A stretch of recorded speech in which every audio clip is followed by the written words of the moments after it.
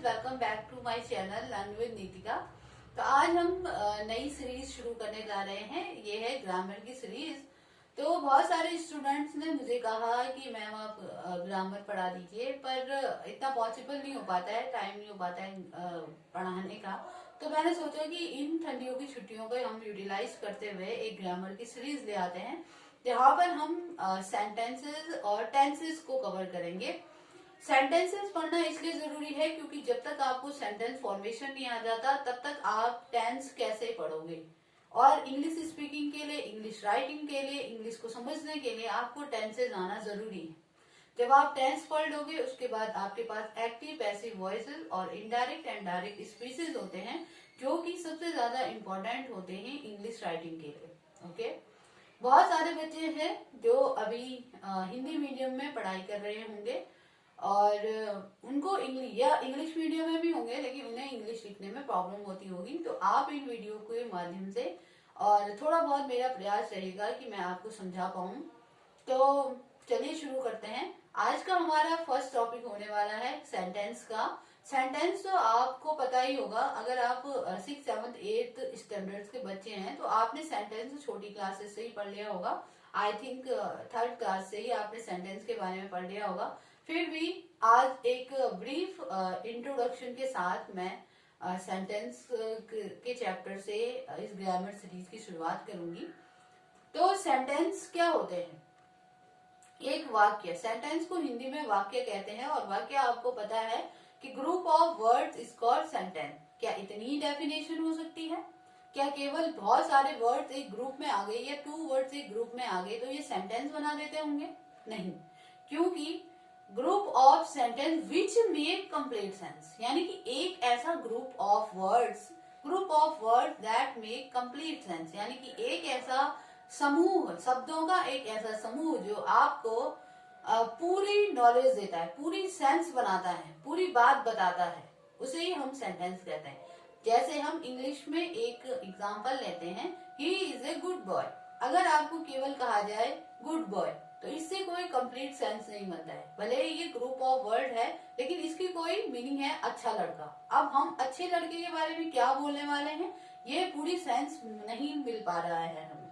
इसीलिए हम सेंटेंस की जब डेफिनेशन लिखते हैं, जैसे कि मैंने बोर्ड में लिखा हुआ है, a group of word that makes a complete sense is called sentence. Okay, उसके बाद आपको एक और बात जो ध्यान रखनी है, बच्चे अक्सर गलती करते हैं कि आपको अपने जो भी राइटिंग आप लिख रहे हैं, जो भी राइट कर रहे हैं, आप जो भी लिख रहे हैं, उसका फर्स्ट लेटर हमेशा कैपिटल होगा और लास्ट में फुल स्टॉप होगा। जनरली फुल स्टॉप जनरली इसलिए कह रही हूँ क्योंकि फुल स्टॉप की जगह अगर आप इंटेरोगेटिव सेंटेंसेस लिखते हो तो आपको इंटेरोगेशन का जो मार्क्स होता है वो लगाना होता है, या फिर एक्सक्लेमेटरी साइन आपको यूज करना होता है एक्सक्लेमेटरी सेंटेंसेस में। ओके, तो इस तरीके से चीजें होती हैं।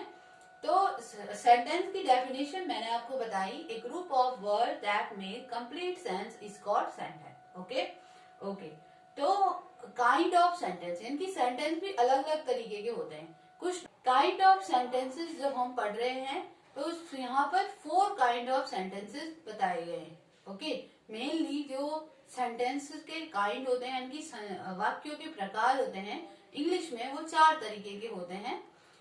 फर्स्ट इज डेक्लरेटिव और असर्टिव सेंटेंसेस। असर्टिव सेंटेंसेस को डेक्लरेटिव सेंटेंसेस भी कहते हैं, या फिर एफर्मेटिव सेंटेंसेस या सिंपल सेंटेंसेस कहते हैं। उनमें केवल नॉर्मल सेंटेंस, जैसे हम किसी को कुछ बात कह रहे हैं, नॉर्मल है, उसमें ना तो प्रश्न पूछा जा रहा है, न किसी को आज्ञा दी जा रही है, और ना ही ऐसा सच कुछ काम कुछ, ना ही उसमें कुछ सडन फीलिंग आ रही है, यानी कि एक्सक्लेमेटरी भी नहीं है। सिंपल सेंटेंसेस को हम एफर्मेटिव सेंटेंसेस कहते हैं। ओके, तो एफर्मेटिव सेंटेंस के लिए हम 1 लाइन डेफिनेशन क्या लिखेंगे, a sentence that makes a statement और assertion is called a declarative और असर्टिव सेंटेंसेस। यानी कि ऐसे सेंटेंसेस जो सिंपली केवल एक स्टेटमेंट की तरह आपको मिलते हैं, स्टेटमेंट की तरह आप उनको यूज करते हो, उन्हें एफर्मेटिव सेंटेंसेस कहा जाता है। Okay, for example the bucket is full of water. Normal sentence है he jumped into the wall. Normal sentences है, आप नोट्स बनाते वक्त इन एग्जाम्पल्स को भी लिख सकते हैं और इनके साथ साथ आप 5 एग्जाम्पल अपनी तरफ से भी लिख करके लाइए और कमेंट सेक्शन में जरूर बताइए। नेक्स्ट है इंटेरोगेटिव सेंटेंसेस। तो इंटेरोगेशन से ही आपको पता चल रहा होगा, इंटेरोगेशन का मतलब होता है प्रश्न पूछना। ओके, तो इंटेरोगेटिव सेंटेंस मतलब ऐसे सेंटेंसेस जो आपसे क्वेश्चन पूछते हैं।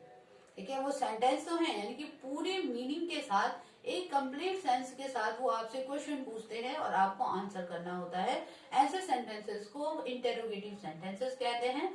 और रिमेंबर, आपको एक बात याद रखनी है कि interrogative sentence have a question mark. Okay, interrogative जो सेंटेंसेस होते हैं उनके पीछे क्वेश्चन मार्क होता ही होता है। ओके, क्वेश्चन मार्क जैसे आप एज ए एग्जाम्पल ले सकते हो, हाउ डू यू डू, तो क्वेश्चन मार्क लगाओगे। What is your name, question mark लगाओगे। Okay, where are they, question mark. Normally जो सेंटेंसेस होते हैं वो WH से ही शुरू होते हैं। WH सीरीज आपको पता होगा, व्हाट, व्हाई, वेयर, इसमें हाउ भी आ जाता है। ओके, तो इस तरीके की WH जो सीरीज है वहां से शुरू होते हैं आपके क्वेश्चन वाले जो इंटरोगेटिव सेंटेंसेस हैं। ओके, तो इसके भी आप खुद से 5 एग्जाम्पल लिख लीजिए और आपको प्रैक्टिस हो जाएगी। नेक्स्ट है इंपरेटिव सेंटेंसेस। अब इंपरेटिव सेंटेंस का मतलब होता है कि अगर कोई किसी को आज्ञा दे रहा है तो उस कंप्लीट ग्रुप ऑफ जो वर्ड्स है उसे हम क्या कहेंगे। ओके, तो उसे हम कहेंगे इंपरेटिव सेंटेंसेस।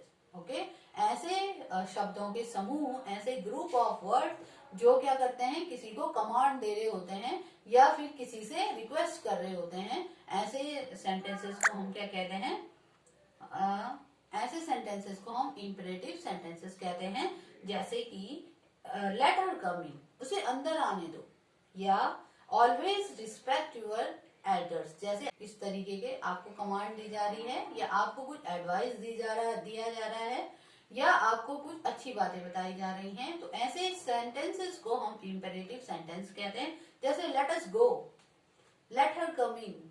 ओके, तो इस तरीके के जो सेंटेंस होते हैं इसके लिए 1 लाइन डेफिनेशन होगी। A sentence that express a command और an entreaty is called a imperative sentences. ऐसे सेंटेंसेस जो आपको आज्ञा दे, जो आपके लिए कमांड दे, ऐसे सेंटेंसेस को हम इंपेरेटिव सेंटेंसेस कहते हैं। ओके, नेक्स्ट हमारे पास आ जाता है एक्सक्लेमेटरी सेंटेंसेस।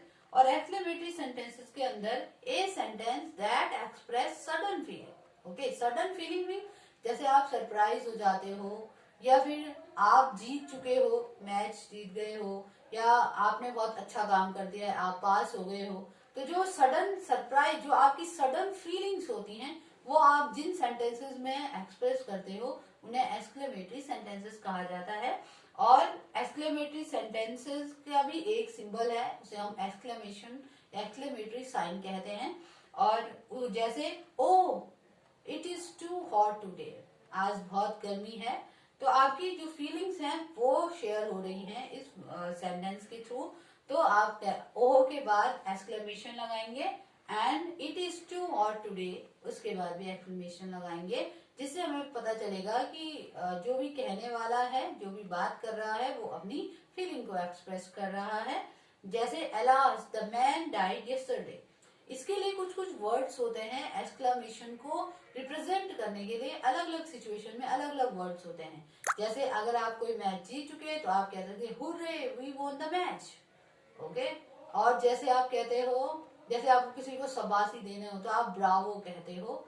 या फिर जैसे आपको किसी बहुत दुखी, जैसे यहाँ पर एक सेंटेंस था द मैन डाइड यस्टरडे, यानी कोई आदमी मर गया है, तो इस तरीके का जो दुख भरी चीज है उसको आप एलास में कहते हो। जैसे हाय, किसी आदमी की मृत्यु हो गई तो आप इसे इंग्लिश में कहेंगे एलास द मैन डाइड।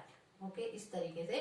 तो आपके पास जैसे आप सरप्राइज हो, ओ ऐसे, ओ व्हाट इज दिस, ऐसे। तो इस तरीके से जो वर्ड्स होते हैं उनको एक्सक्लेमेटरी सेंटेंसेस कहा जाता है। ओके, आई एज्यूम दैट आप लोगों को ये वीडियो पसंद आया होगा। अगर आपको ये हेल्पफुल लगता है और आपको भी इस सीरीज का वेट था, तो आप हमें बता सकते हैं।